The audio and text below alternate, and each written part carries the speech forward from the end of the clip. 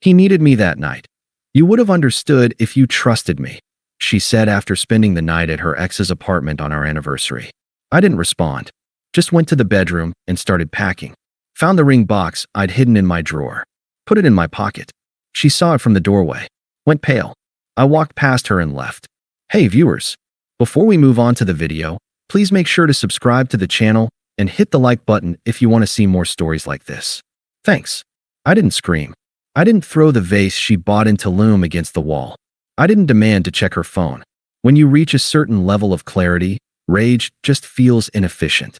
It was 8 a.m. on a Saturday. My girlfriend of 3 years, Sarah, had just walked through the front door.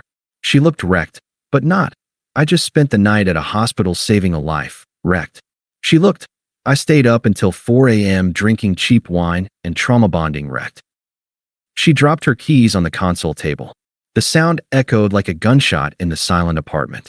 I was sitting on the couch, dressed in the same clothes I had worn the night before, a crisp button-down and slacks. I hadn't slept.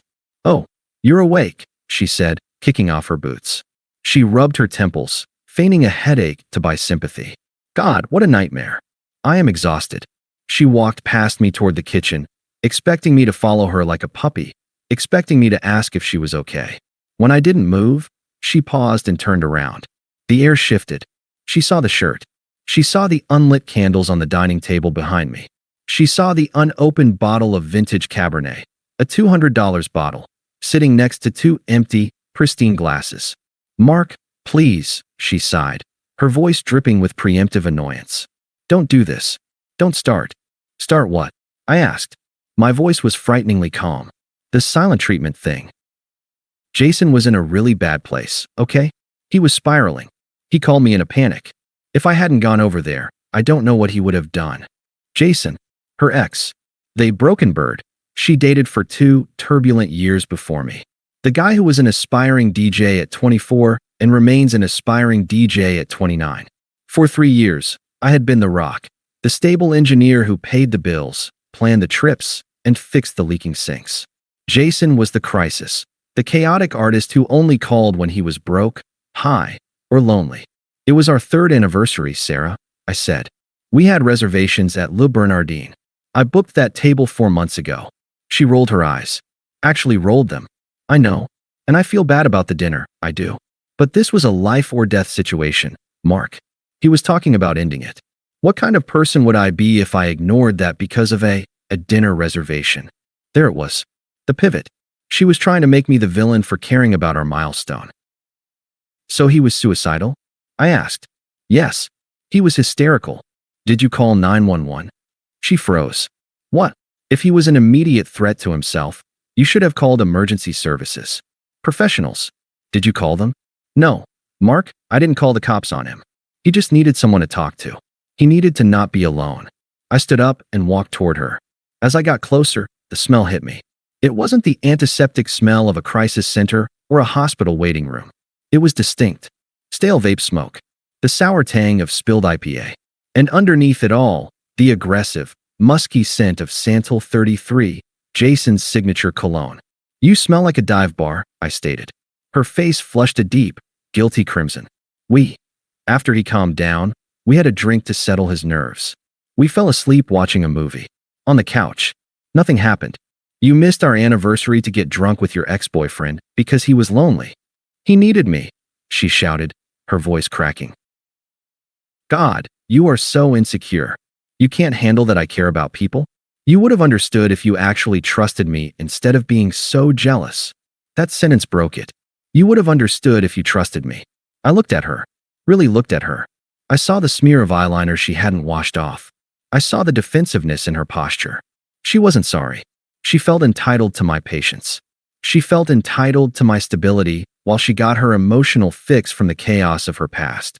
She wanted to play nurse to a man who refused to grow up, and she wanted me to foot the bill for the apartment she came home to. I didn't say another word. I turned around, walked past her, and went into the bedroom. Mark, where are you going? Are you walking away from me? She followed me, her voice rising in pitch. I pulled my suitcase out from the top shelf of the closet, threw it on the bed, unzipped it. Oh my God, you have got to be kidding me, she laughed, a harsh, incredulous sound. You're packing? Because I helped a friend? You are being so dramatic right now. I walked to the dresser. I opened the sock drawer.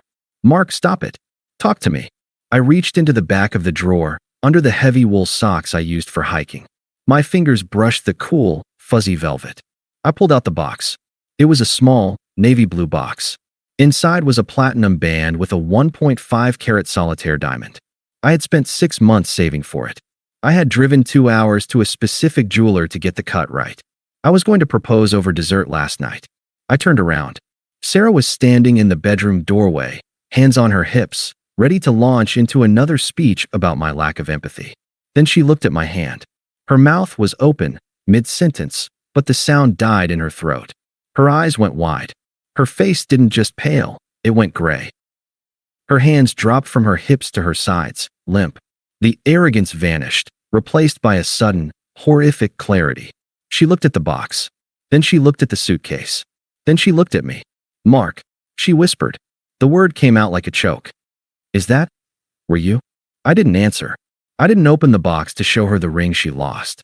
She didn't deserve to see the sparkle. I simply slipped the box into my pocket. I turned back to the bed, threw in 3 days' worth of clothes, my laptop, and my toiletries. I zipped the bag shut. No, no, no, no. She started stammering, stepping into the room. She reached out to grab my arm. Mark, wait. You were going to propose? Last night. I sidestepped her reach. I grabbed the handle of my suitcase. Mark, please. Stop. Let's talk about this. She was panicking now, blocking the path to the door. Tears were instantly welling up. Real tears this time. Tears of loss, not manipulation. I didn't know. If I had known, I never would have picked up the phone. I would have told Jason to fuck off. I stopped for 1 second. Just long enough to look her in the eye. That's the problem, Sarah, I said softly. You shouldn't have needed a ring to tell him that. I moved past her. She tried to grab the suitcase handle, her fingernails scraping against the fabric, but I pulled it away. I walked down the hallway, her footsteps thudding heavily behind me. You can't just leave. We live together. Mark, I love you. I opened the front door. Mark, she screamed, a guttural sound that probably woke the neighbors. I stepped out, closed the door gently behind me, and listened to the lock click. I walked down the stairs, got into my car, and drove away. I didn't turn on the radio. I just drove in silence, feeling lighter than I had in years. The first 48 hours were a masterclass in modern digital harassment. I had checked into a bland, mid-range hotel about 20 minutes from my office. It wasn't glamorous, but it was quiet. I sat on the stiff bed, staring at my phone as it vibrated across the nightstand, dancing towards the edge like a suicidal beetle. Sarah, 12 missed calls. Sarah, 14 text messages. The text followed a predictable, almost clinical progression of grief, or rather, the grief of a narcissist losing their supply. Phase 1, denial and bargaining. Baby, please pick up. I'm shaking. I can't breathe. You're scaring me. I'm throwing out all of Jason's stuff. I blocked his number. I'll show you. Just come home. We can fix this. Couples go through rough patches. We don't throw away 3 years over one misunderstanding. Phase 2, anger. You're being incredibly immature. So you're just going to ghost me? After everything I did for you? That's cowardice, Mark. You clearly never loved me if you can walk away this easily. You were just looking for an excuse. Phase 3, the flying monkeys. By Sunday afternoon, she had deployed the troops.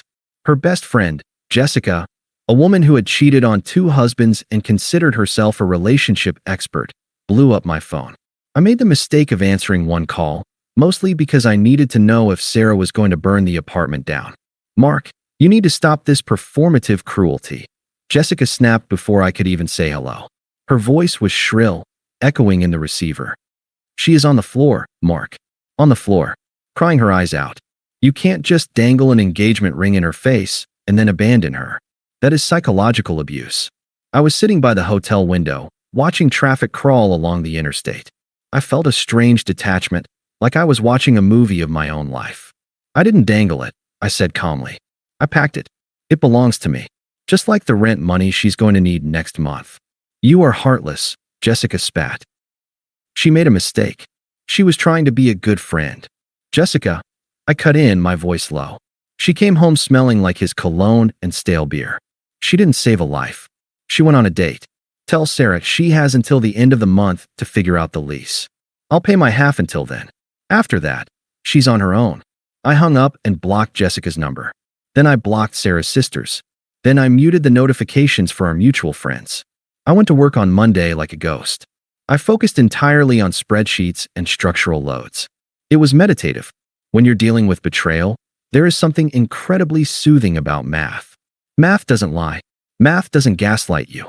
2 plus 2 never calls its ex at midnight because it's confused. By Wednesday, the silence from my end seemed to have broken something in Sarah. The text stopped being aggressive and started becoming pathetic. I miss you. The apartment is so quiet. I found your gray hoodie. It smells like you. I'm sleeping in it. I didn't reply. I didn't feel the urge to. The image of her face when she saw the ring box was burned into my retina. It was the closure I didn't know I needed. It proved that she understood the magnitude of her loss. Words would just dilute that. About 3 weeks later, I had to swing by the apartment to get the rest of my things. I timed it for a Tuesday morning when I knew she had a team meeting. The apartment was a wreck. It looked like a frat house. Takeout containers on the coffee table, a pile of laundry on the sofa. It was the physical manifestation of her internal state. I packed my books, my espresso machine, and the rest of my clothes. As I was loading the last box into my car, my neighbor, Mrs. Gable, walked by walking her pug. Mrs. Gable was the neighborhood surveillance system. "Mark," she waved, shuffling over. "I haven't seen you. Is everything all right? Sarah has had company quite a bit lately." I paused. "I moved out, Mrs. Gable. We broke up." She looked conspiratorial. "Oh, I assumed. That young man with the loud muffler? He's been parking in your spot. Plays music at all hours." I was going to complain to the strata, but I didn't want to cause trouble for you. "Jason." Of course. It hadn't even been a month, and the parasite had attached itself to the new host. I felt a wave of nausea, followed quickly by relief. It wasn't my problem anymore. "Feel free to complain, Mrs. Gable," I smiled. "I'm off the lease as of the 1st. It's not my spot anymore." I heard the rest of the story through the grapevine over the next few months. You know how it is. You try to cut ties, but mutual friends get drunk and talk. Apparently, once I was out of the picture, Sarah tried to lean on Jason for the emotional and financial stability I had provided. She expected him to step up. She thought their connection was stifled by my presence, and now they could finally flourish. The reality check hit her like a freight train. Jason didn't want a girlfriend. He wanted a fan. He didn't want to pay half the rent. He wanted a place to crash. Within 2 months, he had borrowed $3,000 from her for new DJ equipment. He started bringing his creative friends over to the apartment, our sanctuary, turning it into a flop house. When she asked him to contribute or clean up, he used the exact same lines on her that he had used on me. "You're stifling my creativity. You're too uptight. Stop acting like my mom." The irony was so rich it could have caused gout. The final nail in the coffin came in month 4. I was out for drinks with a buddy of mine, Dave, who still followed Sarah on Instagram. "Dude," Dave said, sliding his phone across the table. "Look at this." It was a story Sarah had posted. It was just text, black background, small white font. The universal signal for a meltdown. "It's funny how you can ruin the best thing that ever happened to you for someone who treats you like an option. Lesson learned. I am so sorry." "She broke up with Jason?" I asked, taking a sip of my beer.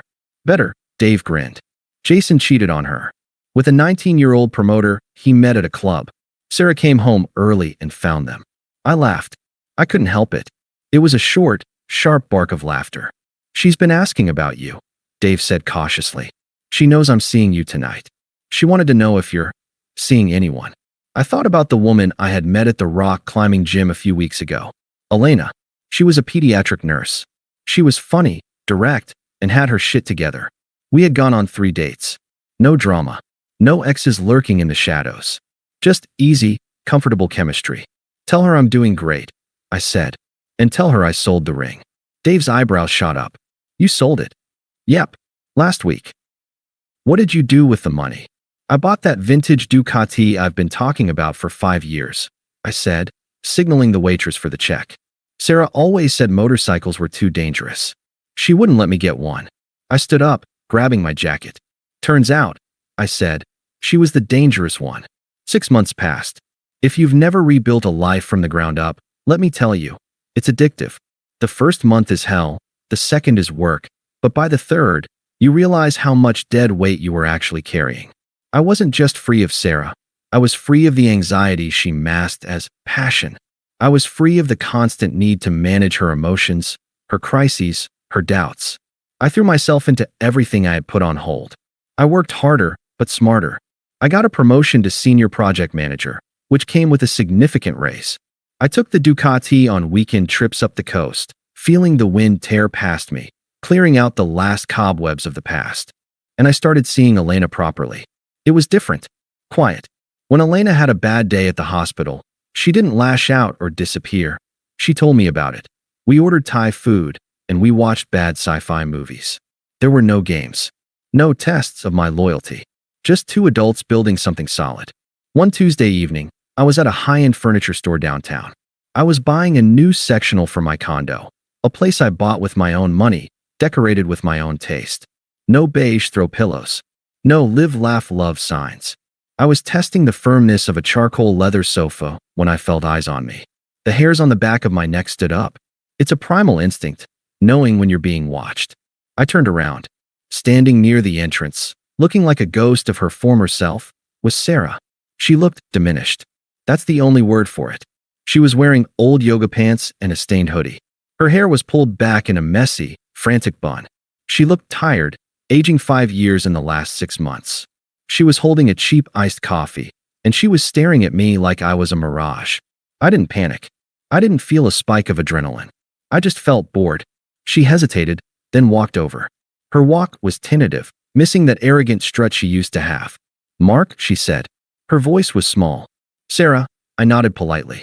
"How are you?" She blinked, seemingly thrown off by my calmness. She expected anger, or maybe longing.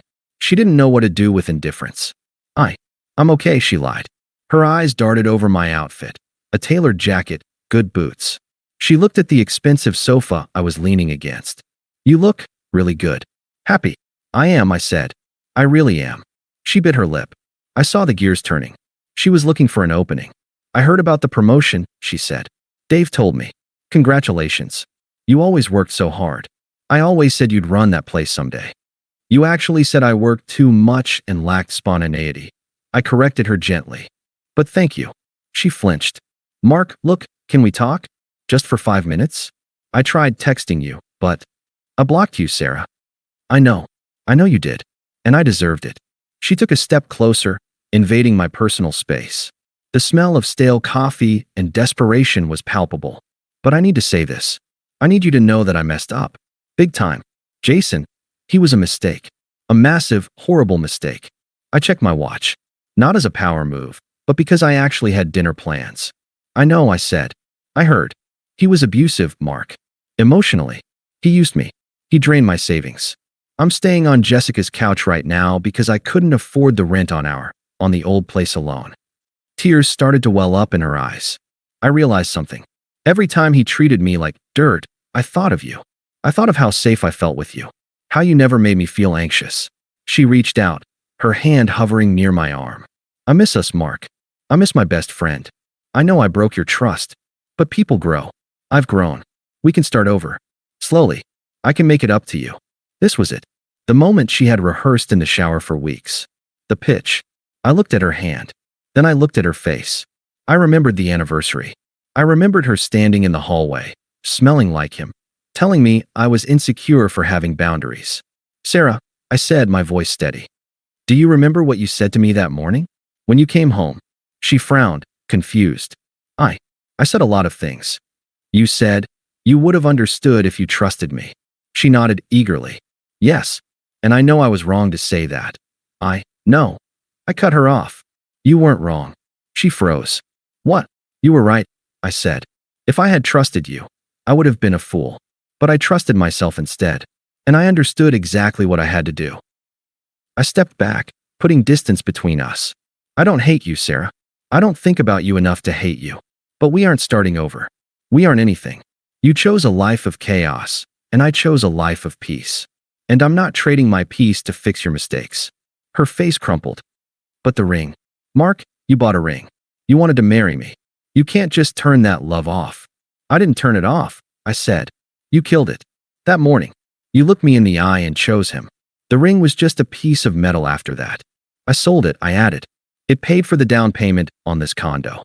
So in a way, you did help me build my future. Just not the one you wanted. Her mouth opened, but no sound came out. She looked around the store, at the expensive furniture, at the life she could have had, at the man she threw away for a guy who cheated on her with a teenager. I have to go, I said. Elena is waiting for me. We're making dinner. Elena, she whispered. My girlfriend, I said. The word tasted good. She trusts me. And I trust her. It's nice. You should try it sometime. I turned my back on her. I didn't wait for a response. I didn't look back to see if she was crying. I walked toward the exit, toward the cool evening air, toward my bike, and toward a future that finally belonged to me. Behind me, in the store, there was only silence. And it was beautiful. Thanks for watching. Make sure to subscribe to the channel and hit the like button.